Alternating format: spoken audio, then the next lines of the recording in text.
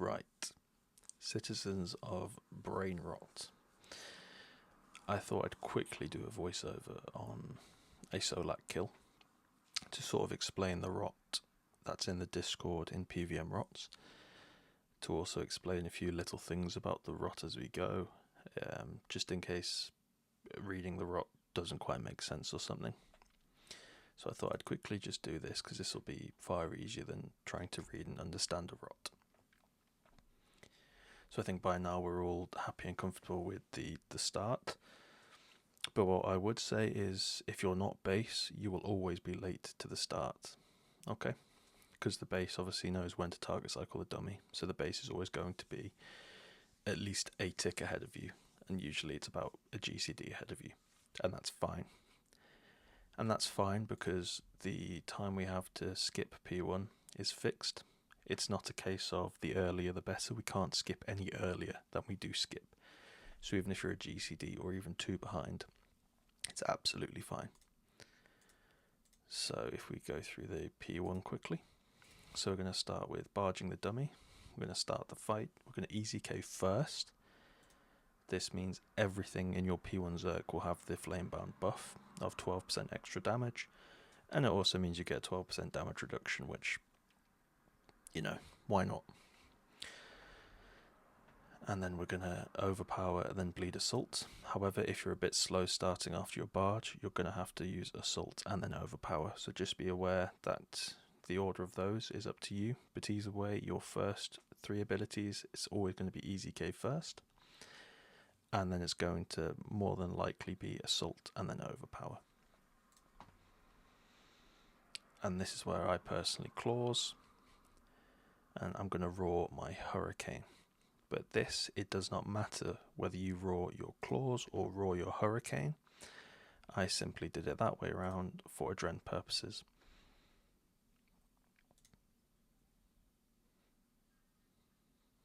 There we go, there's the raw cane. And now I'm going to use adaptive strike at this point, because this is going to put me in a really healthy adrenaline position to understand that if we need another overpower, I'm ready for it, but also won't ruin my pre-build for range. So here's my adaptive, check the HP, and this is a fine HP, absolutely fine. I might miss the pad, oh nope, didn't miss the pad. Get into range nice and early. So I'm going to Death Swiftness, I'm going to get my Decimation ready, switch to full arrows. And I am completely ready to go. So I'm going to snipe the arms. Then I'm going to Gloomfire. And the arms are dead. This is where you could also snipe here, whilst the legs are spawning.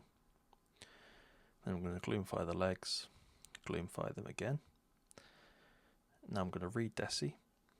I'm going to target this dummy. You don't have to do that, but I do it to pre-vuln the core. You can early release your dead shot, because it takes time to go off. And the core is simply just dead shot first, Gloomfire, Gloomfire, Gloomfire. And then that's your split of the core done. So we DBA. We quickly target a dummy, get our Gricko off. And we do 2 defensives.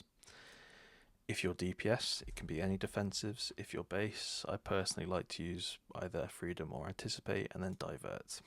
Just because why not? Because Solak is about to hit you. Eruptions are nice and simple. You never have to Zerk them if you get your DBA off. So it's a nice barge. You can do Assault and then Meteor, or Meteor and then Assault. I personally Meteor first because I find it more consistent for adren.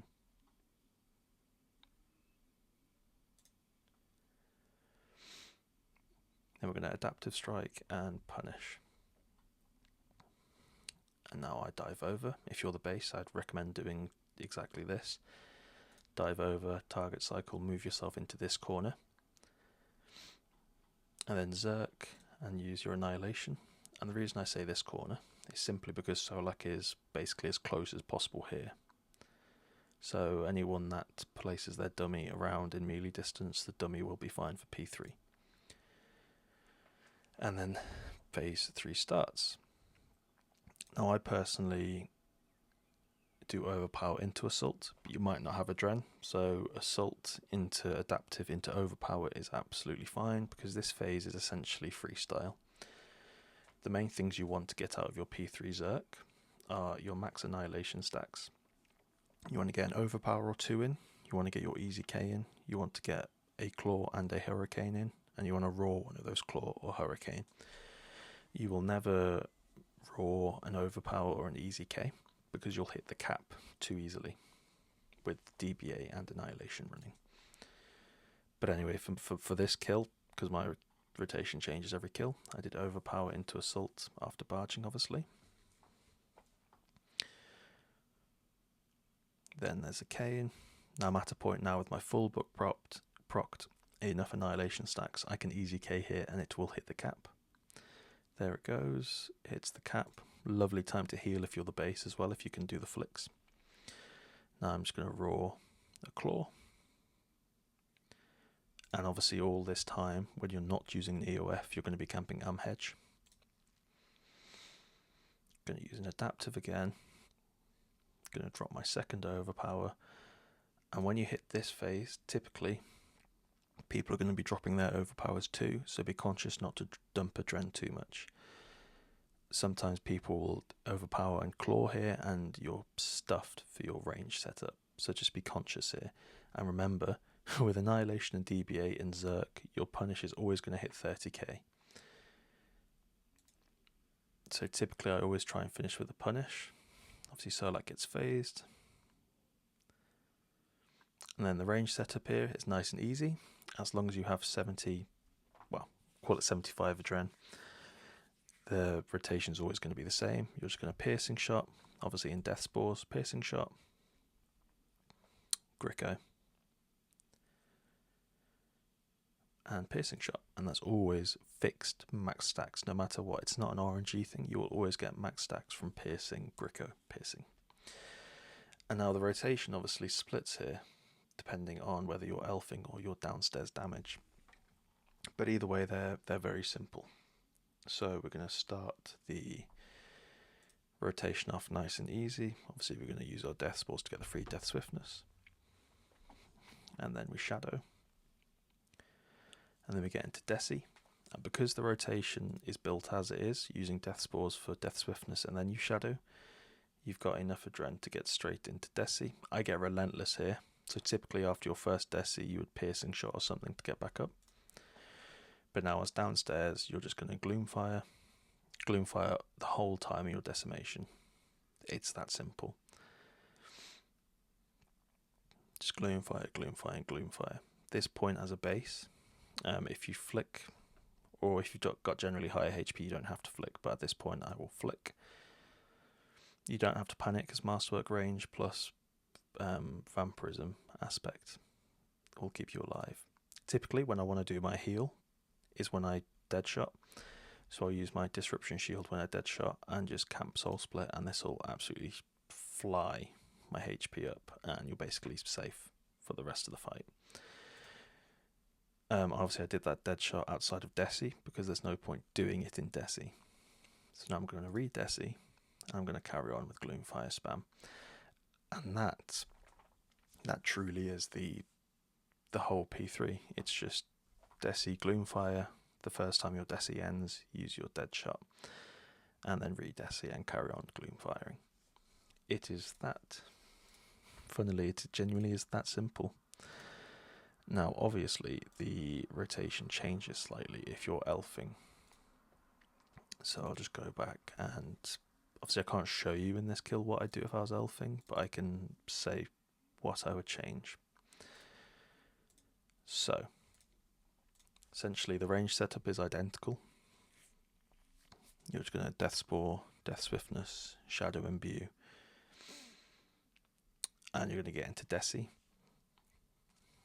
Now the important thing here if you're elfing is the team need to have the correct amount of dummies down to make sure you generate enough adrenaline from your Gloomfires.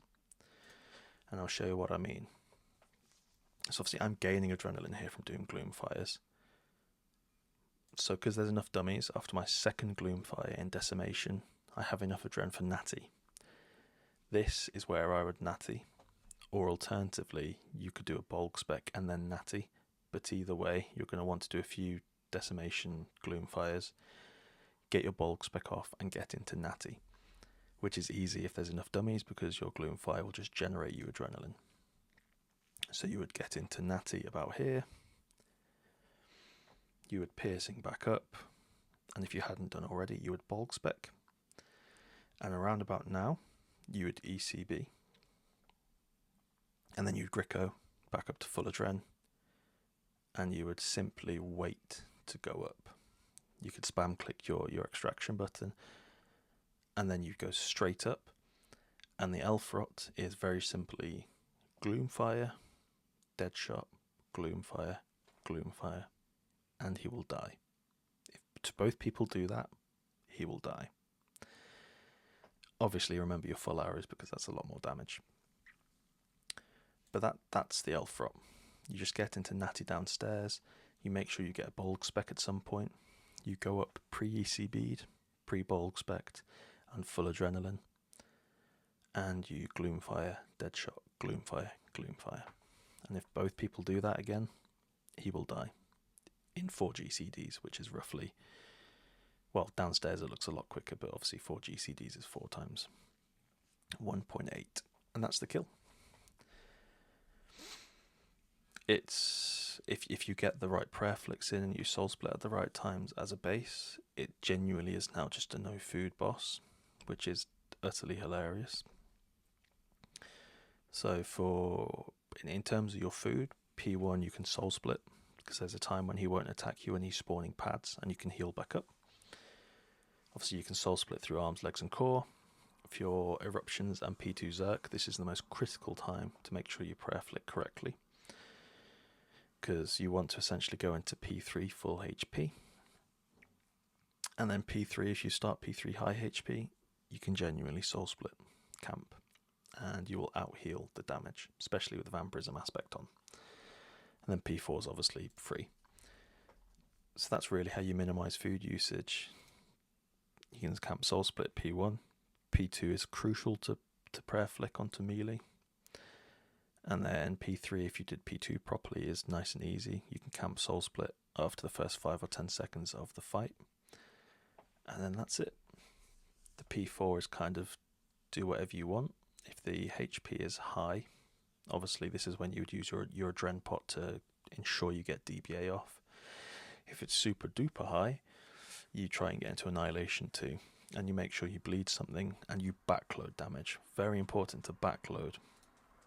Because for people that don't know, this bar here, the quicker it goes down, the quicker you get insta-killed. And the pace that this goes down depends on when you do your damage. If you do slow damage, slow damage, slow damage, slow damage, this bar is going to go down slowly, slowly, slowly. And then at the end, if you all easy K, obviously he's going to be dead, and it doesn't give this bar a chance to go down. Because this bar, basically, if you were to click this button again, you would go into his mind, and little versions of Erethdor would spawn, and they'd be attacking a core up there. And the lower his HP gets, the more manifestations spawn. So you want to make sure you save all your high-hitting abilities for the end, and you want to use them in sync with your teammates. So basically he dies quickly at the end, and it doesn't give the manifestations time to insta-kill you. But for this HP, it really doesn't matter. Just instantly easy K. And do whatever you want, really. And while we're here, actually, I use this camera angle always in P4, because for me, I'm a visual cue player, because I don't play with game sounds. So as soon as his arm stops moving, about a tick after that, you can easy K. So now you could easy K, and I'm about to easy K, obviously. And I actually lost it. So yeah, a bit too early. Good lesson for you. But that's the visual cue I use. So his arm stops moving. See, I went a bit early. But that's the visual cue I use. But that's just min-max at that point. It does not really matter. But I hope that's a bit of an explanation for the rot. In melee, you're always under DBA, because obviously you DBA at the core, you DBA it at wars for P1, and you can DBA in P4 if you want. In range, the main thing is just remember your full arrow switches, because that's a free 20% extra damage. And that's really the principal thing, just, yeah, don't dump Adren too much, because you'll stuff your next rotation in range or melee. Don't ruin your Adren in P1 by doing an extra claws or an extra overpower if you don't need to, because you'll make your setup for arms and legs slow, which means not only do you get less metrics, but obviously the kill is generally slower.